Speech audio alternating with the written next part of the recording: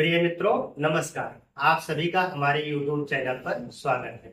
मित्रों, सबसे पहले आप सभी को दीपावली की ढेर सारी हार्दिक शुभकामनाएं। ठीक है, आप लोग निरंतर अपनी पढ़ाई को जारी रखें, यही हमारी हार्दिक शुभकामनाएं, हार्दिक इच्छा है कि आप निरंतर अपने मार्ग पर आगे बढ़ते रहें। तो मित्रों, जैसा कि आप लोग जानते हैं कि हम लोग जो है भारत का भूगोल यानी इंडियन ज्योग्राफी पढ़ रहे हैं और उसमें जो है मृदा से संबंधित हमारा अध्याय चल रहा था। आज हम जो है मृदा अपरदन, ठीक है, सॉइल इरोजन से संबंधित टॉपिक का अध्ययन करेंगे। ठीक है, सॉइल इरोजन क्या होता है? यह मृदा की बहुत बड़ी समस्या है। ठीक है, बहुत ही गंभीर समस्या है सॉइल इरोजन। तो सॉइल इरोजन का मतलब होता है मृदा अपरदन, यानी कि आप देख रहे हैं कि हमारी मृदा जो है लगातार ये कटती जा रही है। ठीक है, अब इसके कटने के तमाम रीजन है, जैसे आप देखेंगे कि पवन के द्वारा, जल के द्वारा और हिमानी। ठीक है, तीन प्रमुख कारक हैं जो मृदा अपरदन में जो है सहायक है। हमारी मिट्टी को लगातार काटे जा रहे हैं और एक स्थान से दूसरे स्थान पर इस मृदा को पहुंचाते हैं। तो इसके कटान से क्या होता है कि जैसे मान लेते हैं कि धरातल पर जो उर्वर मृदा होती है, उसके कटने से अगर वो लगातार कटती रहती है तो वहां पर जो है एक तो वो स्थान नीचा हो जाता है। ठीक है, और दूसरी बात जो है उपजाऊ मृदा हट जाती है और हटने की वजह से जो है वो मृदा अनुर्वर या बंजर का रूप धारण कर लेती है, उत्पादन वहां पे कम हो जाता है। ठीक है, ये बहुत बड़ी समस्या है।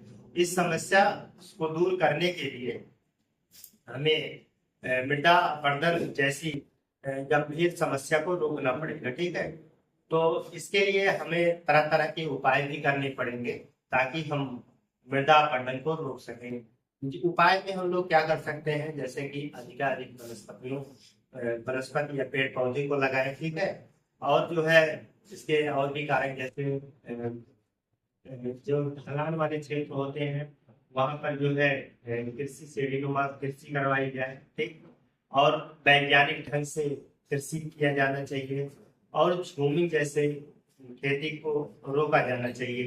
तो इस प्रकार से आप देखेंगे कि तमाम तरीके मृदा अपरदन रोकने के उपाय हैं। ठीक है, तो आइए हम लोग जो है इस टॉपिक को पढ़ते हैं और इससे जो भी हमारे पॉइंट्स निकल के आते हैं उनको हम नोट करते चलेंगे और समझते चलेंगे। ठीक है, तो आप लोग जो है इसको अपने नोट्स बुक में जो है नोट करते हैं।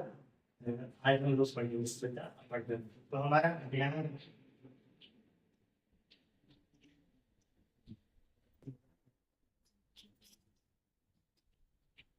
मृदा यानी कि सॉइल, इसमें भी हम लोग जो है पढ़ेंगे मृदा अपरदन।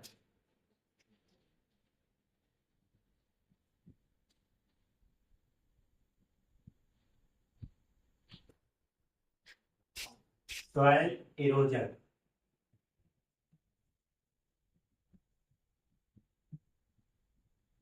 ठीक है, तो सॉइल इरोजन से संबंधित चीजों को आज हम लोग इस टॉपिक के अंतर्गत पढ़ेंगे। तो सॉइल इरोजन क्या होता है कि जहां पर भूमि होती है वहां के क्षेत्र में जो है प्राकृतिक या कृत्रिम द्वारा उस मिट्टी का कटाव हो जाता है। ठीक है, और उस मिट्टी के कटाव फिर कट के वहां से हट जाना, अब वो हटने की प्रक्रिया में चाहे वो जल के द्वारा हटा दिया जाए या पवन के द्वारा हटा दिया जाए तो वो सॉइल इरोजन के अंतर्गत आता है। ठीक है, तो इसी चीज को हम जो है सॉइल इरोजन या मृदा अपरदन कहते हैं। तो आप लोग इसको नोट करेंगे कि मृदा क्षेत्र में, इसकी परिभाषा है मृदा क्षेत्र में, मृदा क्षेत्र में वनस्पतियों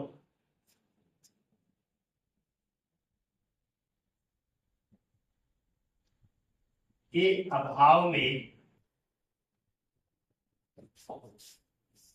कृत्रिम या प्राकृतिक कारकों द्वारा, कृत्रिम या प्राकृतिक कारकों द्वारा मिट्टी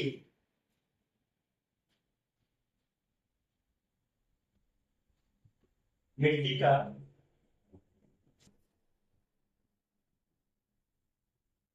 खंडित होना या इसी को टूटना फूटना कहेंगे, टूटना फूटना या जल द्वारा बह जाना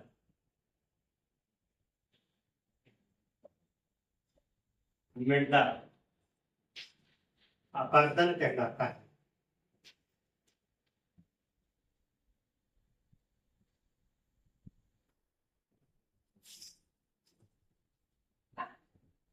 मृदा अपरदन कहलाता है। तो आप इसकी परिभाषा नोट कर लीजिए, देख लीजिए। मृदा क्षेत्र में वनस्पतियों के अभाव में, जहां वनस्पतियां नहीं होती हैं वहां पे मृदा अपरदन बहुत तेजी से होता है।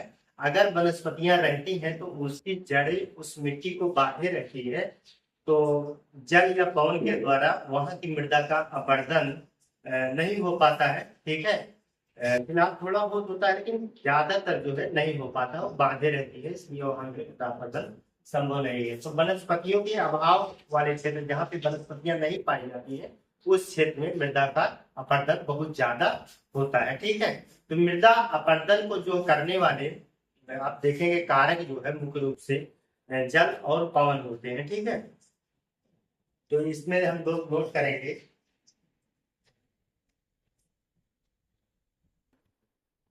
या इसमें देखेंगे कि इसके प्राकृतिक कारक, इसके प्राकृतिक कारक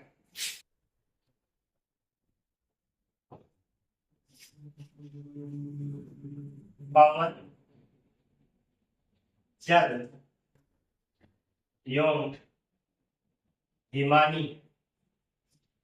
हिमानी। ठीक है, तो इसके प्राकृतिक कारक क्या होते हैं? पवन जल एवं हिमानी। ठीक है, और इसके बाद जो देखेंगे कि अवैज्ञानिक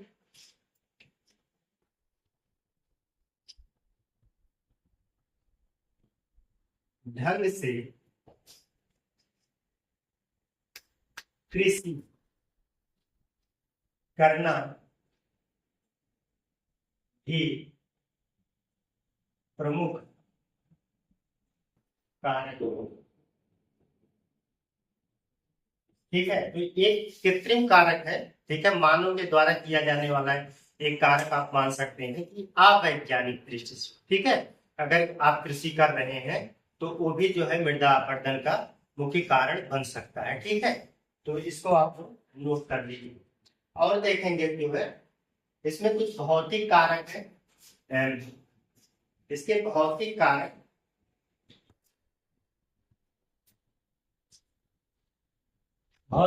में जैसे आप देखेंगे कि वर्षा की अपरदन की शक्ति, वर्षा की अपरदन शक्ति, अपरदन शक्ति। और क्या है? मिट्टी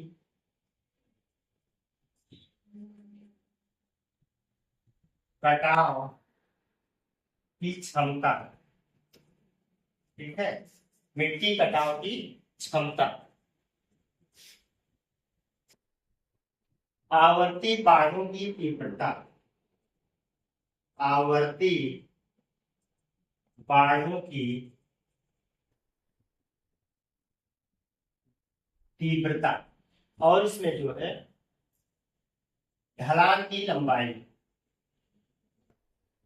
ढलान की लंबाई। तो ये सब जो है आप देखेंगे ये आपके भौतिक कारक के अंतर्गत आएंगे। ठीक है, भौतिक कारक में क्या क्या है? वर्षा की अपरदन, मतलब वर्षा कितना तेजी से मिट्टी का कटाव कर सकती है, उससे वर्षा की अपरदन शक्ति है।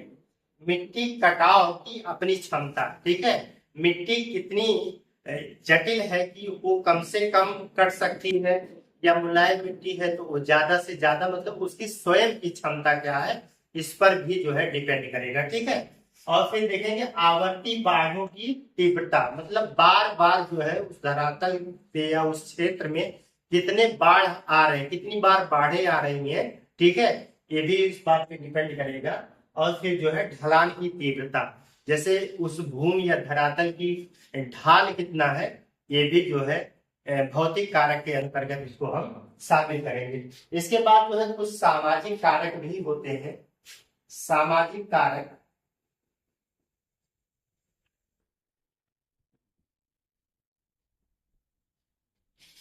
जैसे आप जो है यहाँ पे वनों की कटाई, वनों की कटाई, वनों की कटाई को शामिल कर सकते हैं। अति चराई, अति चराई को शामिल किया जा सकता है। ठीक है, बहुत ज्यादा चराई करने से भी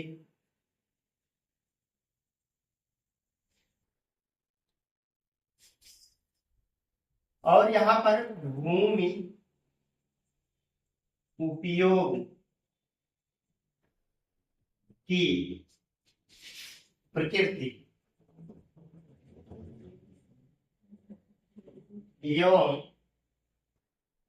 खेती की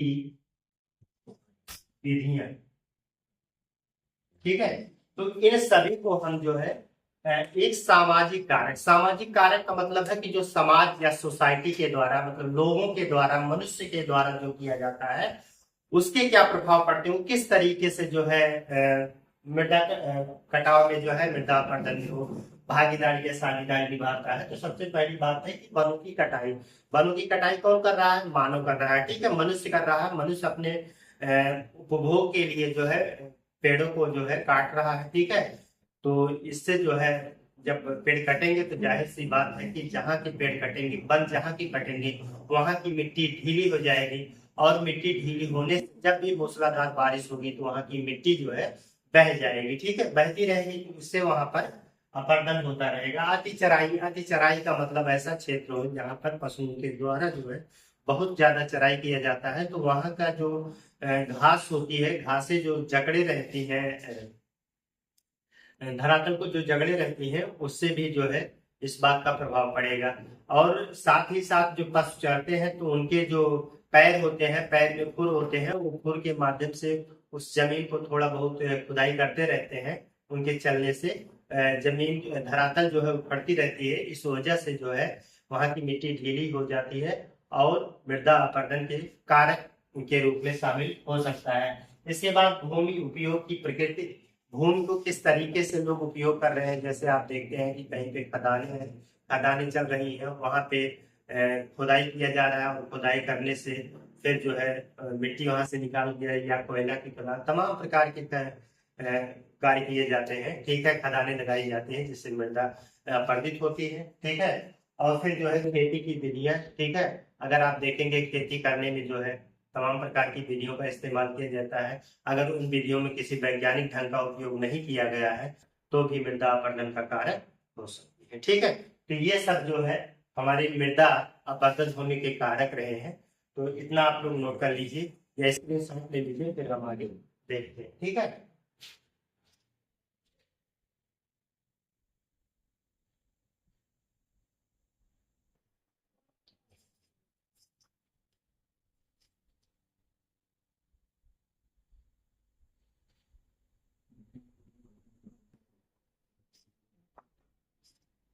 अब जो है इसी में हम लोग देखेंगे मृदा अपरदन के कारक मुख्य रूप से।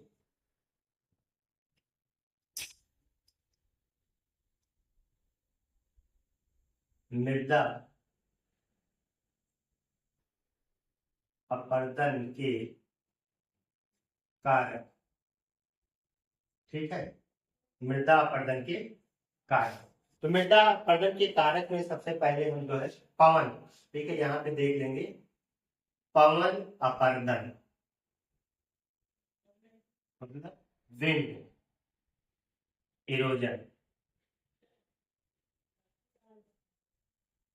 तो विंड एरोजन मतलब पवन के द्वारा जो है मृदा का अपरदन किया जाना, ये विंड एरोजन कहलाएगा। ठीक है, तो हवाएं किस प्रकार से जो है, पवनें किस प्रकार से मृदा का अपरदन करती है। तो आप देखते हैं कि पश्चिम राजस्थान में, ठीक है, पश्चिम राजस्थान वाले क्षेत्रों में हवाएं बहुत तेज से चलती हैं और वहां पे जो ढीली मृदा यानी रेतीली या बालू के कण होते हैं, ढीली मृदा होती है, वहां पे एक स्थान से दूसरे स्थान पर ले जाके मृदा को काट दिया जाता है। ठीक है, तो कभी कभी हवाएं इतना तेज होती हैं कि जहां से मृदा उठाती है, जहां पे रेत बालू इत्यादि के कण उठाते हैं, वहां पे काफी गहरे गहरे गड्ढे बना दिए जाते हैं। ठीक है, तो ये मृदा अपरदन वायु के द्वारा या पवन के द्वारा किया जाता है। ठीक है, तो ऐसा क्षेत्र आप देखेंगे कि राजस्थान वाला क्षेत्र ज्यादा प्रभावी है। कुल मिला के इससे आप देखेंगे कि लगभग 17.7 मिलियन हेक्टेयर अब तक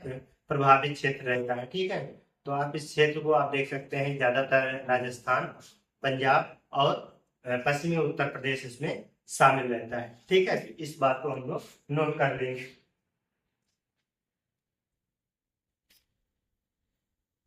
पवन द्वारा शुष्क एवं अर्ध शुष्क क्षेत्रों में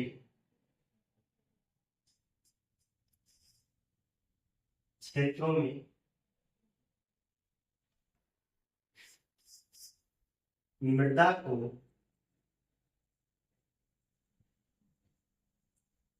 एक स्थान से दूसरे स्थान पर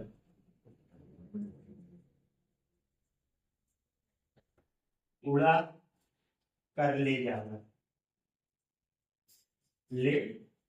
जाना क्या कहलाता है? पवन अपरदन कहलाएगा। ठीक है, अब इसमें देखेंगे पश्चिमी राजस्थान, आप देखेंगे कि इसमें जो है राजस्थान, ऐसा लिख दीजिए, राजस्थान, पंजाब, हरियाणा, उत्तर प्रदेश अत्यधिक प्रभावित है, अत्यधिक प्रभावित है।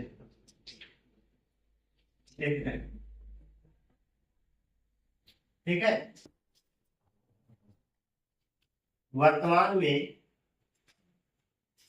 वर्तमान समय में इस समय जो है भारत में 17.7 मिलियन जो है मिलियन हेक्टेयर क्षेत्र इससे प्रभावित है। ठीक है, वर्तमान में लगभग 17.7 मिलियन हेक्टेयर क्षेत्र प्रभावित है। तो इससे इतना क्षेत्र वर्तमान समय में प्रभावित है। तो इतना आप लोग जो है पवन अपरदन के माध्यम से आप लोगों ने देख लिया। अब हम जो है मुख्य रूप से देखते हैं जल अपरदन। ठीक है, जल अपरदन, तो जल अपरदन का प्रभाव सर्वाधिक है। ठीक है, जल अपरदन का प्रभाव क्या है? सर्वाधिक। भारत में आप देखेंगे कि मृदा का अपरदन सर्वाधिक किसके द्वारा किया जाता है? तो जल के द्वारा किया जा रहा है। ठीक है, तो आइए हम इसको देखते हैं। जैसे आप जल अपरदन में मुख्य रूप से देखेंगे कि बारिश जब होती है तो बारिश जो जल का अपरदन होता है वो 4 चरणों में किया जाता है। ठीक है, कितने चरणों में किया जाता है? मुख्य रूप से 4 चरणों में किया जाता है। जैसे इसका प्रथम चरण आप देखेंगे तो प्रथम चरण में आप लोग देखेंगे कि बूंद अपरदन होता है, स्प्लॉश इरोजन बोलते हैं। इसके बाद हमारा सेकंड नंबर या सेकंड चरण में आप लोग देखेंगे तो ये हमारा परत अपरदन आएगा। इसके बाद जो है रेल अपरदन होगा और लास्ट में जो है अवनलिका अपरदन आएगा। ठीक है, तो इससे चरण होते हैं, ये काफी अवनलिका चरण जो होता है, अवनलिका अपरदन जो होता है काफी घातक माना जाता है। ठीक है, तो आप देखेंगे यमुना और चंबल के द्वार क्षेत्र में जो है ये काफी प्रभाव है इसका, यानी कि बड़े बड़े खड्डों या उत्काट का निर्माण कर दिया है। ठीक है, यहाँ की भूमि को इसने बंजर बना दिया है और बड़े बड़े जो है इसमें नालियां, ठीक है, नालियां बहती हैं, उसी में से जल होकर के बहता रहता है। और यहाँ पे जो मिट्टी है, मिट्टी तो यहाँ पे रह नहीं जाती है, इन्हीं नालियों के माध्यम से बहकर नदियों में पहुंच जाती है और बहुत बड़े क्षेत्र में जो है उत्खात या खड्ड का निर्माण हो गया है। यह क्षेत्र एकदम बंजर की तरह होती है, ठीक है। इसमें जौ या अनुर्वर होती है, इसमें कुछ उपजना मुमकिन नहीं होता है। हालांकि कुछ उर्वरक की सहायता से इसमें और जैसे वैज्ञानिक विधियों का उपयोग करके खेती किया जाना संभव हो सका है, ठीक है। तो इसमें हम जो है अब देखेंगे जल अपरदन, जिसको हम मिटा दे रहे हैं, आप लोग स्क्रीनशॉट ले लीजिए।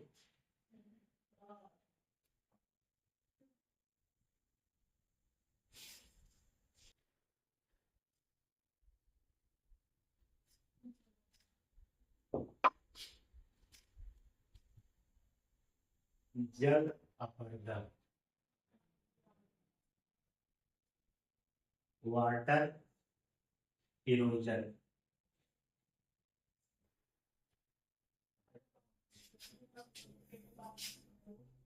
इसके द्वारा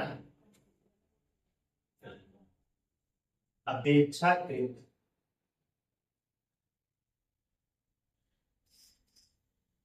गंभीर अपरदन किया किया जाता। इसके द्वारा जो है आप देखेंगे कि पवन से ज्यादा खतरनाक होता है, ठीक है। पवन अपरदन से ज्यादा खतरनाक कौन सा होता है या गंभीर ज्यादा कौन सा होता है? जल जल द्वारा किया जाने वाला अपरदन, ठीक है। तो ये अपेक्षाकृत ज्यादा गंभीर माना जाता है, ठीक है। इसने जो है इसने भारत के विस्तृत क्षेत्र को प्रभावित किया है, प्रभावित किया है, ठीक है। इसके अपरदन के निम्न चरण होते हैं। इसके अपरदन के निम्न चरण होते हैं, हम इनको जो है 4 चरणों में बांट के देखेंगे। तो जैसे आप यहाँ पे नोट कर सकते हैं, प्रथम चरण, ठीक है, यहीं पे नोट कर देते हैं। प्रथम चरण, प्रथम चरण तो जो है बूंद अपरदन,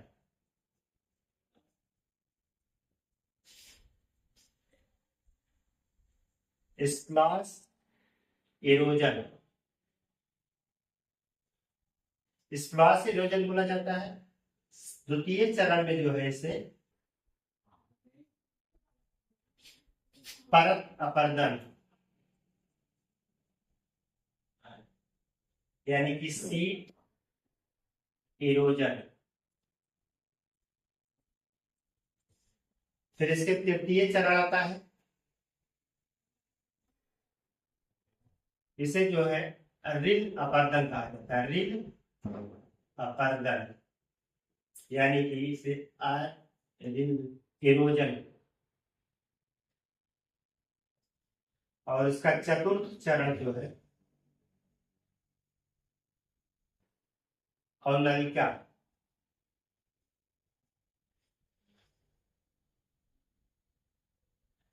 अपरदन, जिसे गली इरोजन कहा जाता है।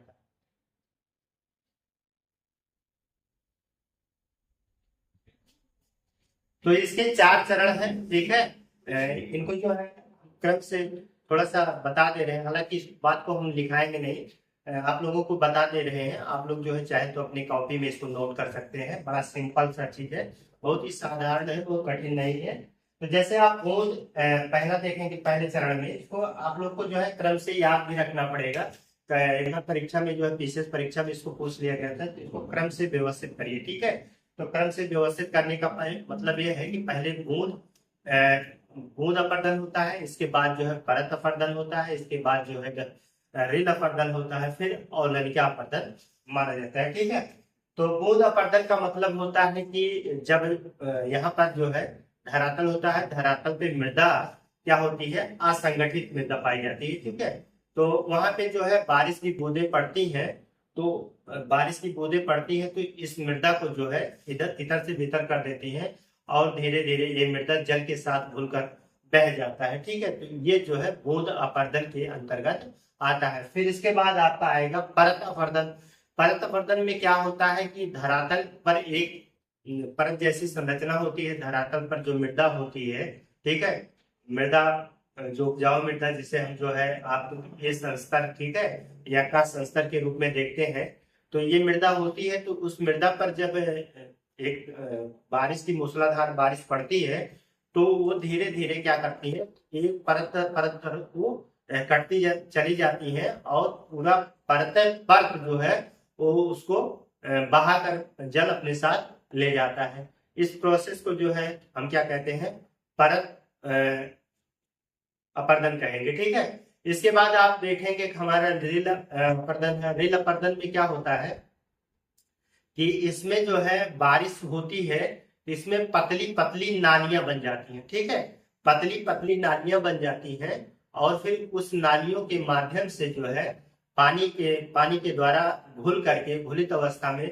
मृदा धीरे धीरे बहता रहता है और फिर जो है वो पतली पतली नालियों जैसी संरचना वहां पे मौजूद होती है। तो इस चीज को जो है हम लोग रिल अपर्दन कहते हैं। और फिर इसके बाद सबसे बड़ी बात तो है अवनलिका अपर्दन। ठीक है, और नलिका अपर्दन में क्या होता है, वही जो रिल अपर्दन होते हैं वो आगे के और बड़े पैमाने पर देखेंगे तो वो बहुत बड़े बड़े जो है नालियां बन जाती हैं और उस नालियों के माध्यम से जो है मृदा जो है घुल घुल घुल करके जो है उसी नाली के माध्यम से जो है बड़ी बड़ी नदियों में जाकर गिरती है। इससे जो है बहुत बड़े बड़े खड्ड या उत्खाद का निर्माण होता है। ठीक है, तो ऐसी भूमि को जो है उत्खाद भूमि या आप लोग इसे जो है बंजर भूमि, बैड लैंड के नाम से भी जाना जाता है। तो थोड़ा सा हम लोग जो है अवनलिका के बारे में देखेंगे एक दो पॉइंट, तो इसको आप लोग जो है नोट कर लीजिए, फिर हम लोग जो है अवनलिका अपर्दन से संबंधित देखते हैं।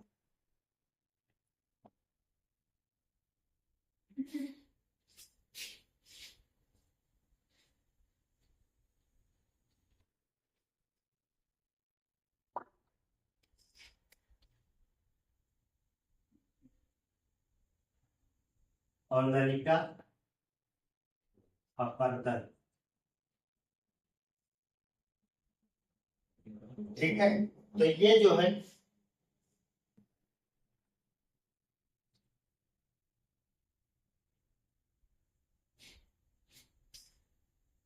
यह बहता हुआ जल की गहरी वाहिकाएं होती है। गहरी वाहिकाएं का मतलब गहरी गहरी नालियां होती हैं। ठीक है, इसकी संरचना आप देखेंगे तो कुछ इस तरीके की, एक नाली इधर से हो गई, ठीक है, इधर से आई, फिर इसी में आई, फिर इसमें मिली, फिर इसमें मिली, फिर इसमें मिली, फिर इसमें देखिए इस तरीके से इसकी कुछ संरचनाएं होती हैं। तो आप देखेंगे कि पूरी तरीके से ये क्षेत्र जो होता है, तो इसमें मिला देंगे, ये क्षेत्र जो होता है, तो आप देखेंगे पूरा ये क्षेत्र जो है बड़ी बड़ी वाहिकाओं से बना होता है। ठीक है, तो इसी क्षेत्र को जो है खड्ड खड्ड के नाम से जानते हैं। तो इस प्रकार का ये क्षेत्र होता है।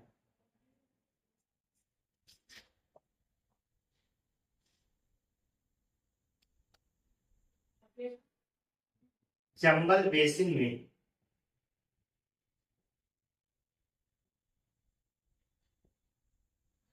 इन्हें खड्ड या उत्तरखात भूमि कहा जाता है। इन्हें क्या कहा जाता है, उत्तरखात भूमि कहा जाता है। ठीक है, अगर आप इनका विस्तार देखेंगे तो इनका विस्तार मध्य प्रदेश,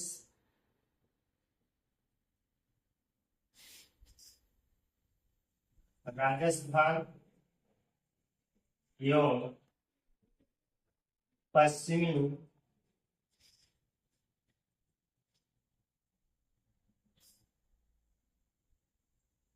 पश्चिमी या थोड़ा पश्चिमी दक्षिणी लिख लीजिए, दक्षिणी पश्चिमी कर लीजिए, दक्षिणी पश्चिमी उत्तर प्रदेश में है। ठीक है, तो इनका विस्तार आप देखेंगे कि ज्यादा से ज्यादा तो मध्य प्रदेश में है, फिर आप नीचे राजस्थान में थोड़ा सा वहीं देखेंगे, और फिर इसके बाद दक्षिण पश्चिमी उत्तर प्रदेश में इस प्रकार इसका विस्तृत क्षेत्र पाया जाता है। ठीक है, तो इसे जो है आप लोग जो है गंगा सॉरी यमुना और चंबल के दोआब क्षेत्र के रूप में भी जाना जाता है। तो इस चीज को आप लोग समझ गए होंगे। ठीक है, अब यहाँ पर हम लोग देखते हैं कि मृदा अपरदन के कुछ कारण देख लेते हैं, क्या कारण होते हैं। तो मित्रों, जैसा कि आप लोग जानते हैं कि मृदा अपरदन के कारण में हम जो भी कारण देखेंगे कि जैसे अभी तक हमने देखा कि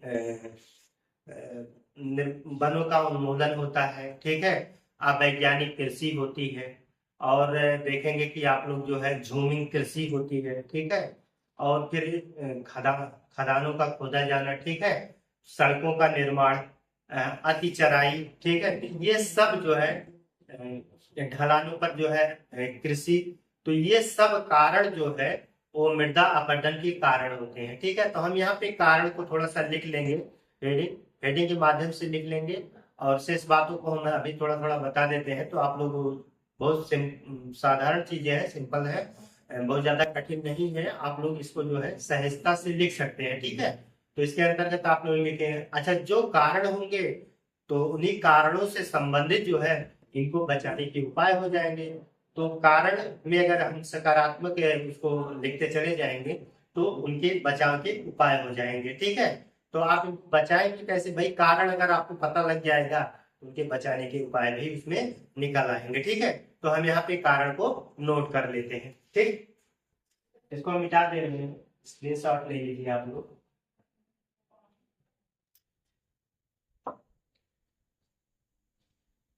मृदा अपरदन के कारण यहाँ पे हम लोग नोट करेंगे, मृदा अपरदन के कारण। तो क्या कारण है, सबसे पहले यहाँ पे कारण जो है तीव्र एवं मूसलाधार वर्षा, तीव्र एवं मूसलाधार वर्षा, एक कारण तो ये हो गया। ठीक है, इसके बाद जो है तो देखेंगे कि तीव्र एवं मूसलाधार वर्षा। ठीक है, इससे जो है बहुत बड़ा कारक है मृदा अपरदन का। ठीक है, अति चराई। ठीक है, यहाँ पे कारक के रूप में जो है आप लोग लिख सकते हैं अति पशु चराई, ये कारक ये भी हो सकता है। दूसरा क्या हो सकता है, वनों की कटाई, वनों की कटाई। ठीक है, वनों की कटाई हो सकता है। और क्या कारक हो सकते हैं, अवैज्ञानिक कृषि, अवैज्ञानिक ढंग से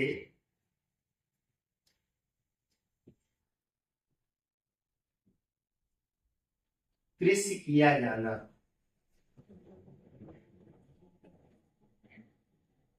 और क्या कारक हो सकते हैं इसमें,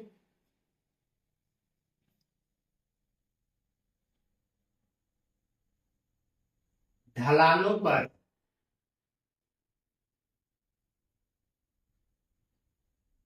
कृषि प्रणाली, कृषि की पद्धति। अगर ढलानों पर देख रहे हैं कि ढलान होती है, पर्वतीय ढाल होते हैं, वहां पर किस प्रकार की कृषि की जा रही है, तो जैसे अगर ढाल है तो ढाल की दिशा में ही अगर हम लोग वहां पे जुताई करेंगे तो वो मृदा धीरे धीरे ढीली हो जाएगी, और बारिश जब उसके पहाड़ों पर उसके किनार ढालों पर बारिश होगी तो वो मृदा धीरे धीरे नीचे की तरफ बह जाएगी। ठीक है, तो इससे वहां की मृदा क्या हो जाएगी, नुकसान रहेगी। तो इसके लिए यहाँ पर सीढ़ीदार खेती किया जाना जरूरी होता है। ठीक है, और इसकी जुताई हमेशा जो है इसके ढाल के विपरीत दिशा में किया जाना चाहिए। ठीक है, इस चीज को इसमें हम शामिल कर लेंगे। और क्या इसमें शामिल है? फसल चक्रों को ना अपनाया जाना, फसल चक्र को ना अपनाना। ठीक है, इसके लिए एक कारक रहेंगे, फसल चक्र को ना अपनाना। ठीक है, झूमी कृषि या झूम कृषि।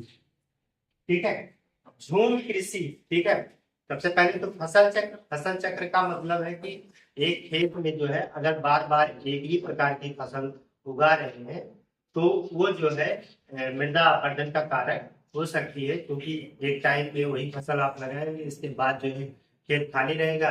तो खेत अगर खाली रहेगा तो उसमें बारिश या हवा जब भी आएगी तो वो जो है वहां की मृदा को बहा या उगाकर चली जाएगी। ठीक है, तो इससे वहां पर मृदा अपरदन हो सकता है। दूसरी बात है कि झूम कृषि। झूम कृषि का मतलब ये होता है कि वनों को जो है काट करके जो है वहां पर जो है वनों को काट कर या जला करके जो है साफ कर लिया जाता है और उस स्थान पर 3-4 साल तक लगातार खेती किया जा सकता है। उसमें जो है उसकी जब तक की उर्वरा शक्ति बनी, उस जमीन की जब तक उर्वरा शक्ति बनी रहती तब तक हम लोग 3-4 साल तक खेती करते रहते हैं। इसके बाद उस जमीन को वैसे ही छोड़ देते हैं। जब हम लोग छोड़ देते हैं तो बारिश और पवन के द्वारा वहां की मृदा को बहा के उड़ा के ले जाए, जैसा जो मृदा अपरदन का कारण होती है। ठीक है, तो ये भी जो है झूम कृषि या इसी को स्थानांतरित, हालांकि ये सब कृषि जो है आप लोग जो है भारत के पूर्वोत्तर राज्यों में ज्यादा देखेंगे। ठीक है, तो इस प्रकार की कृषि होती है। ठीक है, ढांचागत कार्य, ढांचागत कार्य।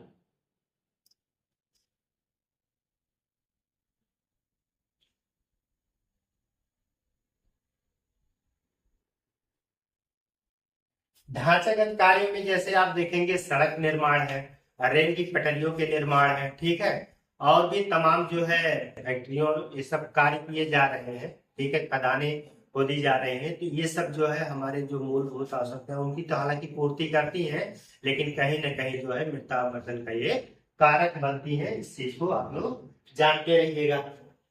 ठीक है, अत्यधिक सिंचाई, आप इसको भी नोट कर सकते हैं। अत्यधिक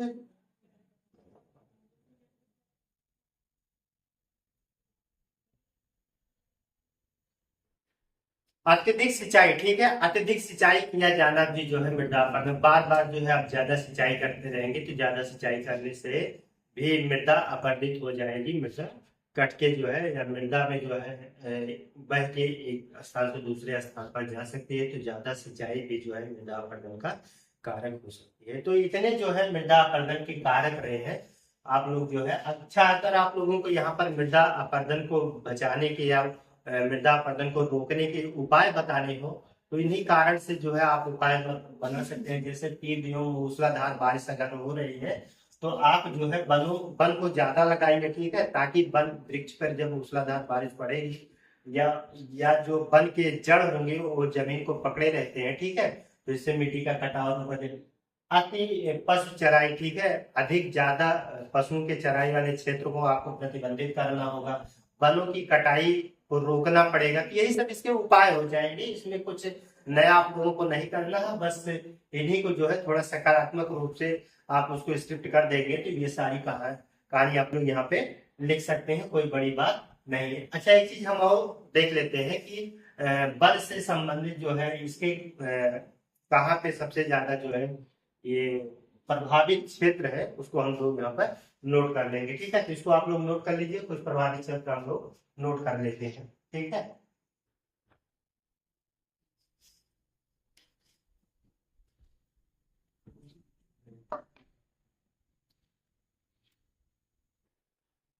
मृदा अपरदन से प्रभावित क्षेत्र। मृदा अपरदन से प्रभावित क्षेत्र कौन कौन से हैं? जैसे आप देखेंगे सबसे पहले तो यही देख लेंगे पश्चिम हिमालयी क्षेत्र। ठीक है,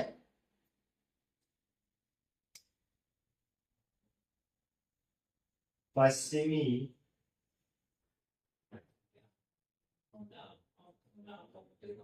हिमालय गिरपदीय क्षेत्र। पश्चिम हिमालयी गिरपदीय क्षेत्र का मतलब आप देखेंगे कि पंजाब, ठीक है। जो शिवालिक हिमालय है, शिवालिक हिमालय के नीचे देखेंगे तो सबसे ज्यादा यहाँ पे कटान फटान हुआ है, ठीक है। कट गई मृदा, बह रही है, तो यहाँ पर मृदा अपरदन का जो है आप लोग उदाहरण देख सकते हैं। और कहाँ देख सकते हैं, आप देखेंगे यमुना चंबल दोआब क्षेत्र, ठीक है। दोआब क्षेत्र, चंबल और यमुना नदी के दोआब क्षेत्र में जो है आप उत्खात या अवनलिका या गली अपरदन के सबसे ज्यादा उदाहरण यहाँ पर देखेंगे। बहुत ज्यादा गली अपरदन हुआ है, तो ये भी प्रभावित क्षेत्र है, ठीक है। और फिर दूसरा आप लोग इसमें और तीसरा देख सकते हैं पश्चिमी एवं पूर्वी घाट, पश्चिमी एवं पूर्वी घाट का क्षेत्र, ठीक है। पश्चिमी और पूर्वी घाट का क्षेत्र इससे प्रभावित है। और कौन सा क्षेत्र प्रभावित है, तो आप देखेंगे छोटा नागपुर का पठारी भाग, छोटा नागपुर का पठारी क्षेत्र, ठीक है। छोटा नागपुर का पठारी क्षेत्र भी इससे प्रभावित है, ठीक है। इसके बाद आप देखेंगे कि ताप्ती नदी से लेकर के साबरमती नदी के बीच का क्षेत्र भी जो है इससे प्रभावित है, ठीक है। ताप्ती से साबरमती नदी के बीच का क्षेत्र। और जो है इसमें आप देखेंगे महाराष्ट्र में काली मृदा का क्षेत्र, महाराष्ट्र में